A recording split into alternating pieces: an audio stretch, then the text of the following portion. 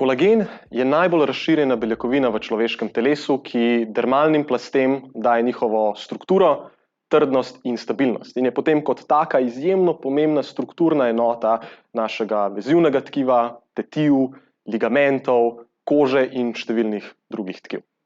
Trenutno je sicer znanost na področju dodajanja kolagena za športne poškodbe še vedno v povojih, ampak kljub temu trend kaže v tej smeri, da bi dodajanje kolagena lahko bilo koristno predvsem iz kurativnega vidika pri pojavu športnih poškodb vezivnega tkiva.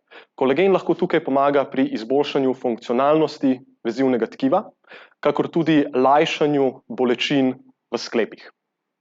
Na tej točki bi mogoče rad samo poudaril to, da se dodajanje kolagena v teh situacijah lahko izkaže kot koristno, ampak je ob tem zelo smiselno poskrbeti tudi za druge faktorje v prehrani. Recimo primeren vnos energije, in to primarno na račun ogljikovih hidratov, kakor tudi zadosten in v času poškodb višji vnos beljakovin, katerih športniki pogosto v praksi ne dosegajo.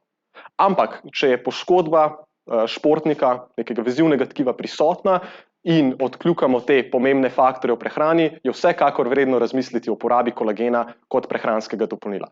Zdaj pa, ko uporabljamo kolagen kot prehransko dopolnilo, moramo biti pozorni na par točk. Ena je sama količina dodanega kolagena. Kot najbolj optimalna količina se izkaže nekje med 10 do 15 gramov kolagena, katerega po možnosti zaužijemo skupaj z virom vitamina C, ki izboljša absorpcijo samega kolagena, kar pomeni, da mora športnik poskrbeti že na splošno za zadosten vnos vitamina C iz prehrane, iz živil, kot so recimo sadje, zelenjava in podobno. In še ena stvar je izjemno pomembna pri dodajanju kolagena, ko se pogovarjamo o športnih poškodbah. In to je sam timing vnosa oziroma časovni vnos kolagena. Če jemljemo kolagen zgolj iz nekih lepotnih namenov, torej za kožo, nohte in lase, potem sam časovni vnos ni tako pomemben. V primeru športnih poškodb pa se priporoča dodajanje kolagena približno 1 uro pred vadbo, ki stimulira prirast tarčnega poškodovanega tkiva. Na primer, 1 uro pred vadbo za moč, ki je usmerjena za koleno ali pa za gležnje, kolke, karkoli že vas muči v tisti točki.